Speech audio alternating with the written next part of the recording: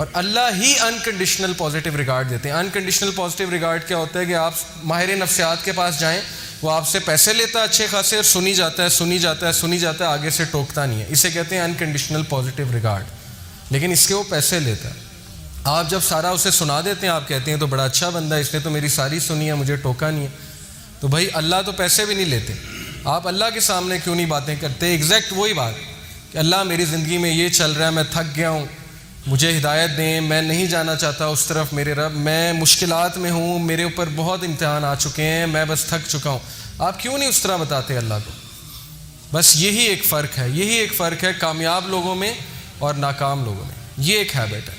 تو اس کا فائدہ کیا ہے جی؟ اللہ سے غم شیئر کرنے کا, اللہ سے بات شیئر کرنے کا فائدہ کیا ہے؟ سورہ طلاق میں اللہ نے وعدہ کیا ہے. اللہ نے کہا کہ جو کوئی بھی میرا تقوی اختیار کرتا ہے, تقوی سے مراد ہے کہ مجھے پہچانتا ہے اور میرے پاس آتا ہے اور میرا کہنا مانتا ہے, اللہ اس کے لیے ایک ایسا راستہ نکال دیں گے ہر مشکل سے نکلنے کے لیے کہ وہ سوچ بھی نہیں سکتا. اور اس کی تفسیر حدیث میں آتی ہے کہ جو شخص استغفار کو لازم پکڑ لیتا ہے, اللہ اس کو ہر مشکل سے نکال دیتے ہیں. پھر اللہ کہتے ہیں کہ اسے ہم ایسی جگہ سے دیں گے رزق کہ وہ سوچ بھی نہیں سکتا. یہ سورہ طلاق میں وعدہ ہے اللہ کا کہ ایک ہم اسے مشکل سے نکال دیں گے, دوسرا ہم اسے ایسی جگہ سے رزق دیں گے کہ وہ سوچ بھی نہیں سکتا. ایک واقعہ ہے چھوٹا سا. ڈاکٹر ایان ایک سعودی عرب کے ڈاکٹر ہیں, پاکستانی ڈاکٹر ہیں, بہت بڑے نیورو سرجن ہیں.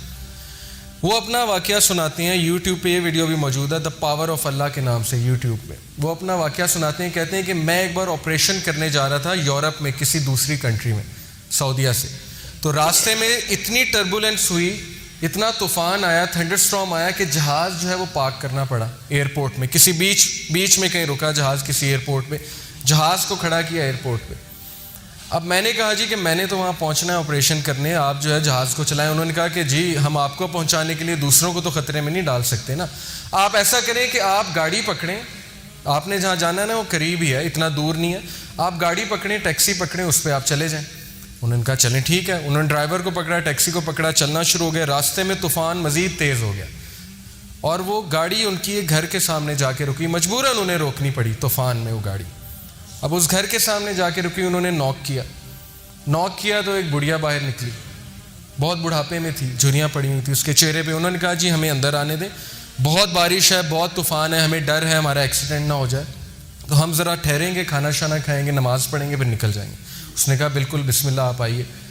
اب وہ اندر گئے ہیں تو دیکھتے کیا ہے کہ ایک بچہ زمین پہ لیٹا ہوا ہے گدے پہ, اور وہ بڑھیا بار بار جو ہے نا اس کے سر پہ پٹیاں کر رہی ہے اور بڑا پریشان لگ رہی ہے. تو انہوں نے کہا کہ اس کو کیا مسئلہ ہے؟ اس نے کہا کہ اس کو نا کوئی دماغ کی بیماری ہے, وہ اس کے ماں باپ نہیں ہے, یتیم ہے بچہ, میں اس کی دادی ہوں, تو یہی میرے لیے واحد سہارا ہے, تو میں اس کا علاج کروانے کے لیے بڑی جگہ گئی ہوں. لیکن وہ کہتے ہیں کہ نہیں, اس کو نا آپ ایک ڈاکٹر کے پاس لے کے جائیں جو ٹاپ نیورو سرجن ہے, اس کے پاس لے کے جائیں, وہ اس کو جو ہے اچھا دیکھے گا. تو کہتے ہیں کہ آپ کیوں نہیں گئیں؟ انہوں نے کہا میں نے بڑی بار کوشش کی ہے, ان سے اپوائنٹمنٹ ہی نہیں ملتی, نہ میرے پاس اتنے پیسے ہیں, میں کہاں سے لے کے جاؤں. انہوں نے کہا مجھے نام بتائیں, میں بھی ڈاکٹر ہوں, میں اس سے سفارش کروں گا, آپ اتنی اچھی عورت ہیں, آپ نے مجھے یہاں رکنے کی جگہ دی. اس نے کہا ڈاکٹر ایان.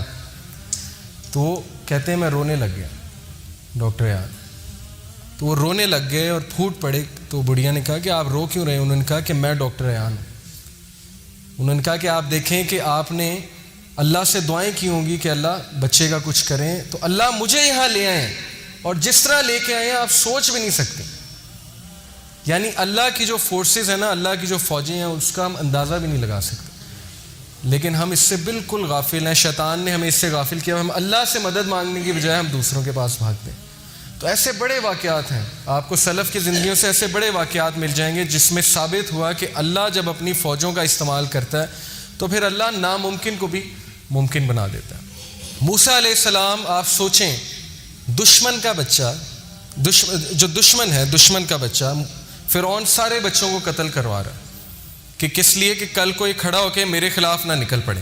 بنی اسرائیل کے سارے بچے قتل کروا دیے, لیکن اللہ اسی بچے کو اس کے محل میں لا کے پرورش دلوائی جس نے اس کو بڑا ہو کے شکست دینی تھی. یہ امپاسبل ہے, ہالی ووڈ بھی اس طرح کی مووی نہیں بنا سکتا, اس طرح کا سین کریٹ نہیں کر سکتا, لیکن اللہ نے کیا, اسی بچے کو اس کے محل میں لے آئے. تو اس لیے اللہ کے لیے کچھ امپاسبل نہیں ہے, یہ بات ہمیں پتہ ہونی چاہیے.